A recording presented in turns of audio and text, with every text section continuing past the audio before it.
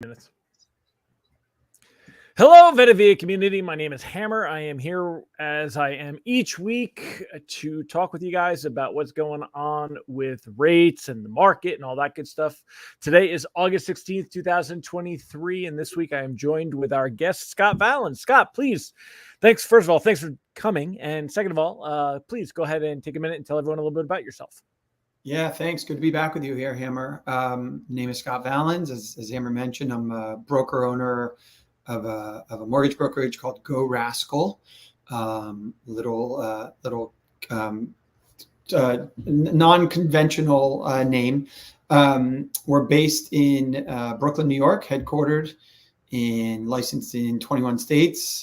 Been doing this kind of work for 20 years now, all in the mortgage broker channel. Very good. Well, thank you for joining us today. Remember, everybody, if you guys have any questions for Scott or myself, please go ahead and pop them out there. If you're here live, give us a hashtag live, say hello, introduce yourself, give us your name, let us know if you're a consumer or if you're thinking of buying a home or if you have questions on refinancing or anything like that. So if you're here live, go ahead and let us know. If you are watching on the replay, which I know many of you do, you don't have the chance to necessarily watch us live. You're probably busy, but if you're here on the replay, give us a hashtag replay in the comments, and also feel free to ask any questions that you have. Participate just like if you were here live. We'll come back and answer them. And you can always tag Scott. Again, that's Scott Valins. He's a moderator with Vetted VA, or you can tag Hammer, and I'll be glad to go ahead and answer those as well. So with that said, like I said, this is your mortgage market update. We went through all the other housekeeping. So now let's go ahead and let's talk a little bit about rates. And remember, this is not an offer to lend. And when we talk about rates, we're talking about averages and generalities, especially in the current environment. You want to make sure you're comfortable with who you're working with and that you do shop around and shop your rate, especially if you're looking at some of those big companies with big names that make it sound like they do a lot more for veterans than they do. So, but we'll leave them nameless. Anyway, quick recap.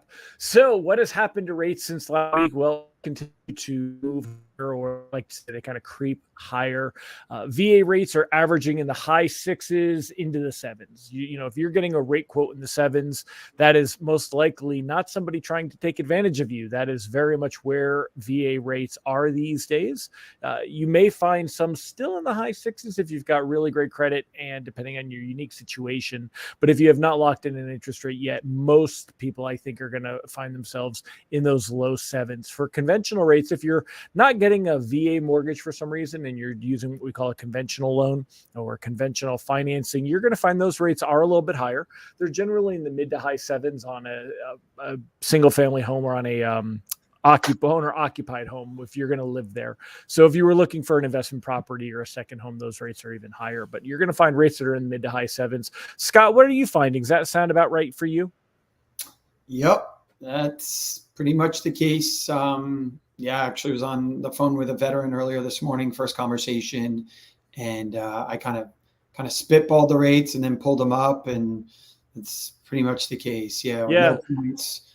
Get into the mid sixes if you're willing to pay some kind of discount points, but yeah.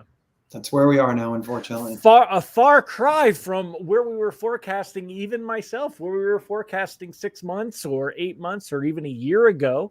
We figured rates would be coming down pretty comfortably by now. And instead, we're actually looking at the highest rates of 2023. And we're actually touching back to the highest rates we saw last year in October of 2022.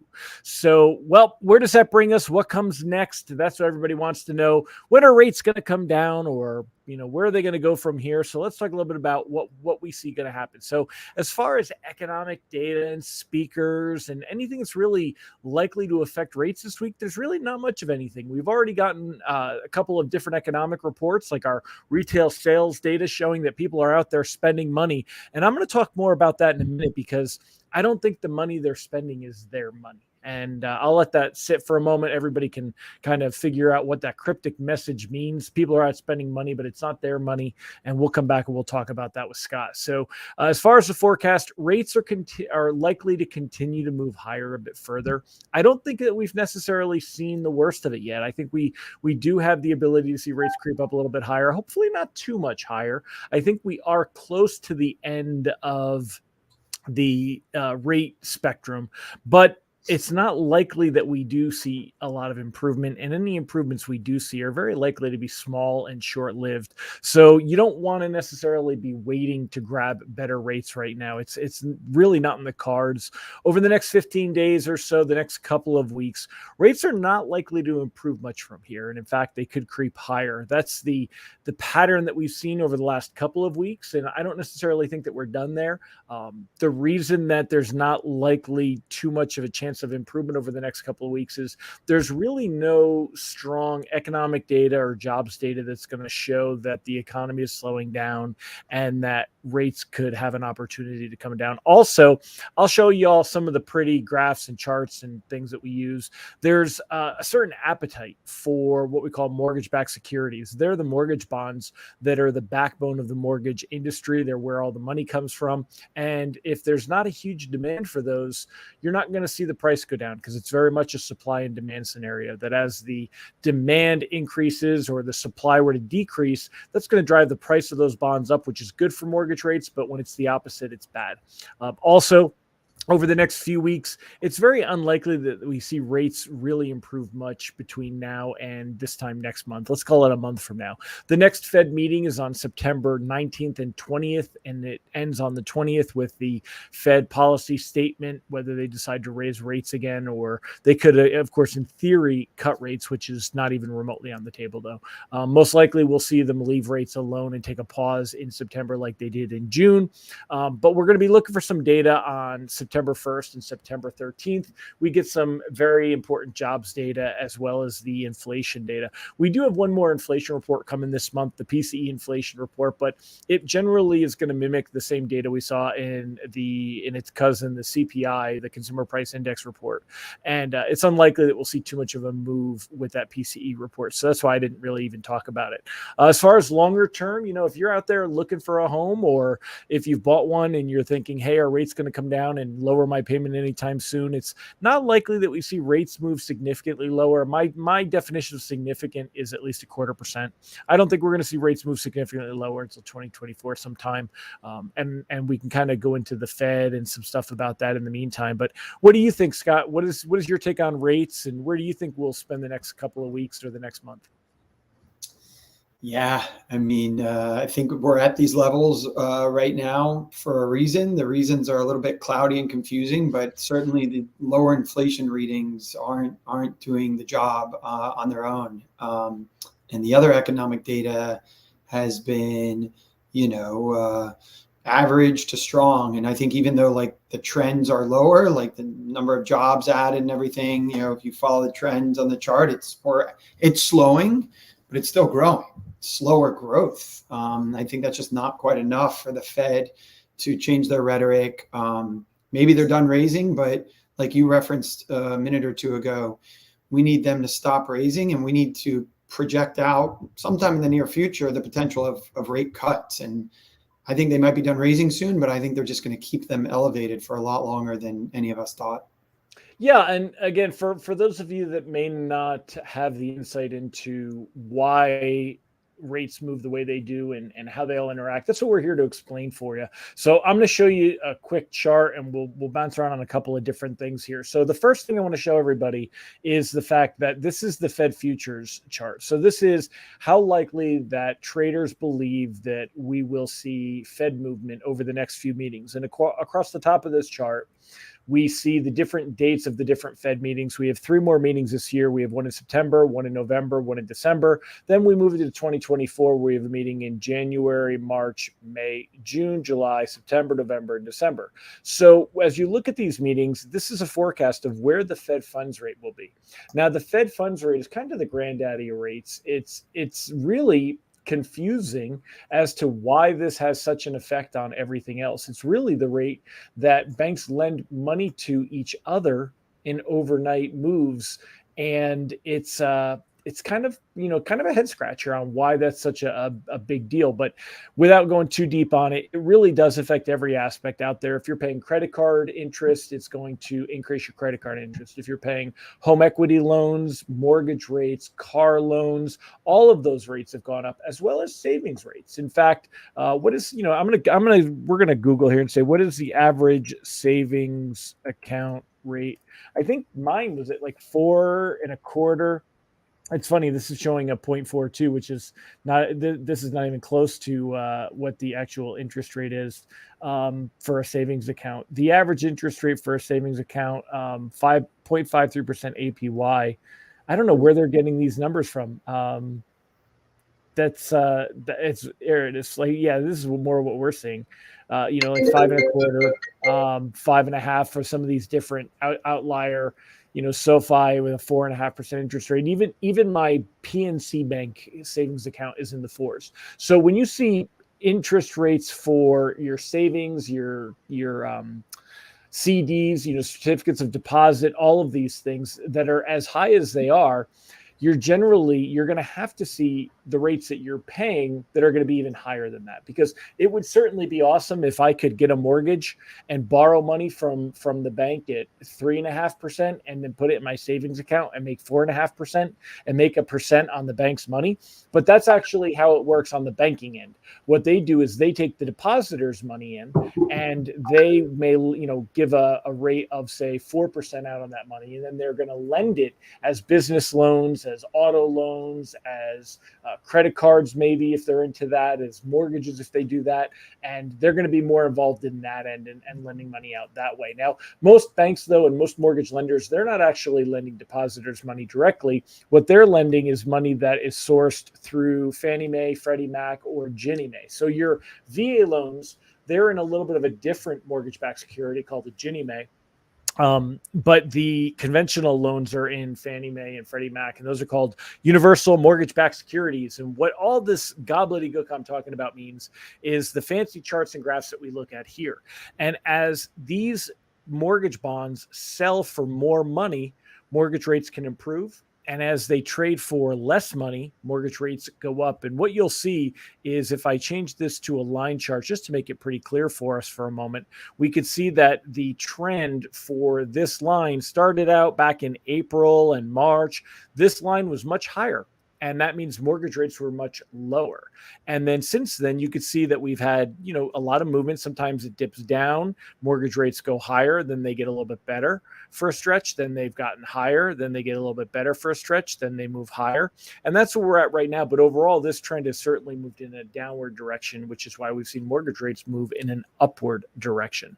Why is that not likely to reverse anytime soon? It has to do with the fact that the Fed is not likely to be making changes to their Fed funds rate anytime soon. So in November, December, that Fed funds rate is expected to maybe even increase one more time, possibly to 5.5. We're currently at 5.25, and we don't really see markets anticipating the Fed to cut that rate down until we get to May of 2024. It's the first time that we see this 5% range actually lead the pack as being where markets believe that rates may be. And then we get to June and July. And as we get further through 2024, markets currently anticipate the Fed will continue to go ahead and cut that rate back. The reason the Fed will need to cut the rate is to re-stimulate the economy, because of all the Fed rate hikes that have been used to slow down the economy and fight inflation. So all of that blurbed out there. Scott, what is your take on all this? Where do you think mortgage rates will go from here? Down to 4% next week. No, I'm kidding. Yeah, next week, right? Yeah, I think we're stuck in this high 6s, 7 range for a while. I'd like to wear rose-colored glasses being a mortgage originator and think that one of these data points and readings is going to be the flip that really moves us lower and keeps us lower. But I've kind of given up on that. I will say, though, we've been at these levels, and maybe we've had stretches of being lower. But we've been in this kind of volatile, elevated place since really the beginning of 2022. And so what I tell a lot of my loan originators and friends is that if you've made it in home buyers as well, if you've gotten a home and you can afford payments in this kind of market over the last 18 months, then, it's generally more of the same. I don't necessarily think it's going to get much worse from here. So, Yeah, I agree. eventually the momentum will be lower. It's just a question of when.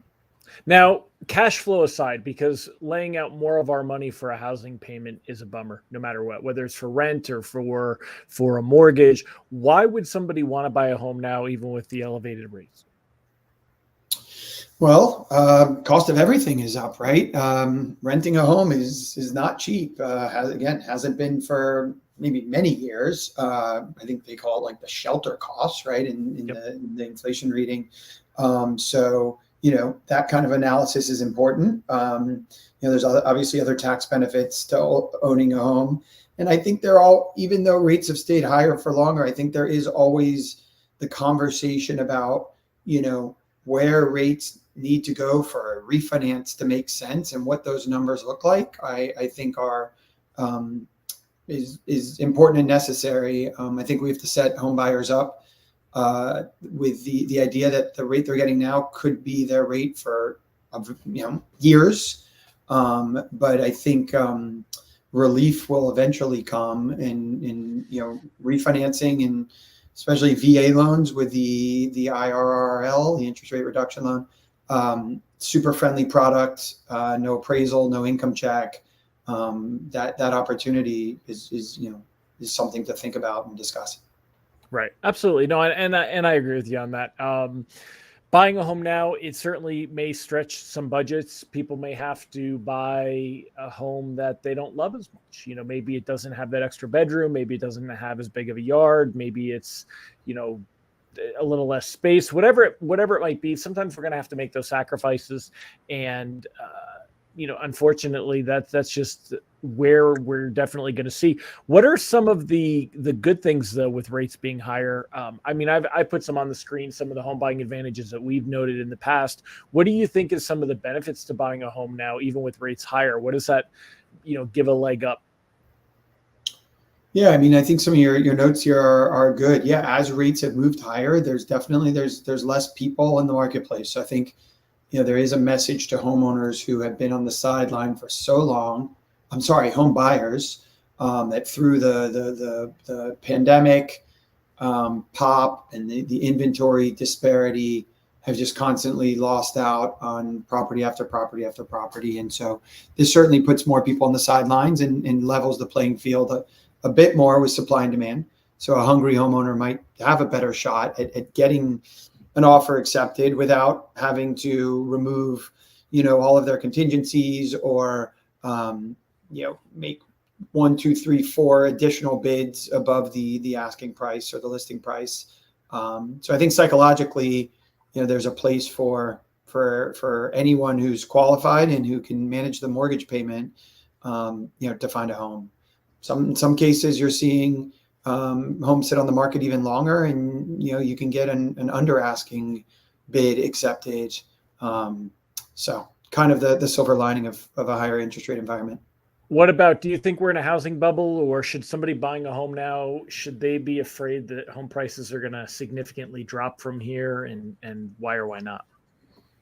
So I think that all depends on really how the economy ends up with all the work the Fed's doing to slow it down. I think if there's the talk now of no landing, right? A soft landing means the economy slows, but it doesn't kill off a lot of jobs and really hurt us to the point where people are losing income and missing mortgage payments. The hard landing would be that case where it's really bad and ugly and unemployment rate spikes. The no landing is like the economy kind of just maybe slows down a bit, but just keeps cruising. Assuming we have a soft or a no landing, I don't think it's a housing bubble, because eventually when rates come down, you're going to see people come back into the marketplace and bid and see that their affordability goes up, and so they can now afford a more expensive home than they previously could. And so the supply and demand element might be imbalanced, and then home prices continue to go up. So the economy stays good to average to good to great. I don't see a bubble. Now, historically, when the jobs market, when the labor market, if it starts to falter and we see unemployment rise, people start to get laid off, lose their jobs. That's something that could put a damper on home prices and slow them down a little bit. It could help put some inventory on the market. Right now, though, there's such a strong demand, even with elevated rates, that if we saw more inventory hit the market, it probably wouldn't lead to bringing prices down that much at all from here.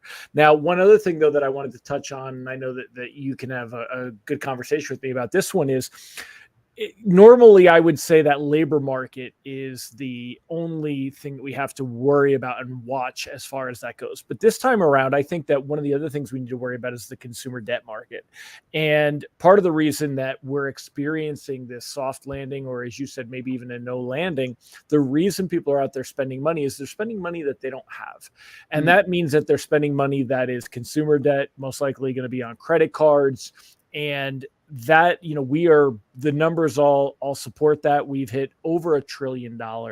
It is the largest the largest amount of consumer debt that we've had on record, that we've been, since we've been tracking it. And the problem is, if that debt market starts to dry up, if banks or credit card companies are not out there lending that money, making new offers, if the interest starts to catch up with people and they start getting inundated with payments, with that payment, that's going to be something that could really slow things down. And I think that could be a shock to the economy. What do you think about people that have a lot of consumer debt? And do homeowners with credit cards, a really low interest rate on their mortgage, but really high interest rate on credit cards, do they have any options that they should be looking at? Yeah, I've got friends in the industry who do a really good job with debt consolidation scenarios and cash out refinances. I think as home prices have not really retreated much, but by the way, I think we're naturally due for some kind of correction. I think it will be temporary. I think in the long run, it's kind of up and to the right. But with equity at its all-time high for homeowners, whether it's a home equity line of credit or a cash out refi, even with the interest rates elevated to where they are today, can often offer a lot of reprieve for people who have been spending a lot on credit cards and whatnot. And so, yeah, I think you're right. I think TBD on whether the default rates and missed payment rates on credit cards start to go up. I think I read a stat yesterday that said the default rate on mortgages is at an all-time low. It's like 3% of mortgages are behind or whatever. Right. So if that's the biggest debt in someone's profile, and they're making that on time, then I agree though. That is an important metric to look at, the consumer debt. Eventually, people have to do something with it. Yep. So if you own a home and you've got home equity and you're finding yourself struggling with, credit card debt that's just getting bigger and bigger, definitely talk to, a mortgage professional and see if it makes sense financially. They can help you to run the numbers with special calculators and see if it makes sense to maybe get rid of some of that consumer debt based on the interest rates. It's funny, people really don't want to let go of a 2.5% or a 3% mortgage rate, but yet they'll pay a 25% credit card rate because you just don't feel that pain the same way. And it's there. So awesome. Well, Scott, again, thanks for joining us. Is there anything you would leave everybody with today? Every day is a new adventure, I think, for the buyer, the mortgage professional, just the person, anyone out there, the individual. So just ride those waves, and I think we'll all get through these higher interest rate, more expensive life living expenses eventually, and probably be back eventually right where we were like before COVID. And it'll be like this big thing, and then we'll be back there, and it'll be kind of smooth sailing from there. Awesome. So, well, again, thank you for joining us. Remember, everybody, we do this. Let's see, where's my little slide? There we go. Join us next week. We do this each and every week. Same bat time, same bat channel. That would be, pop this up here. There you go. Let's see. That would be 12 p.m. Eastern, 11 a.m. Central, 10 a.m. Mountain, 9 a.m. Pacific. And thank you for joining us. We'll see y'all next week. Take care, everybody.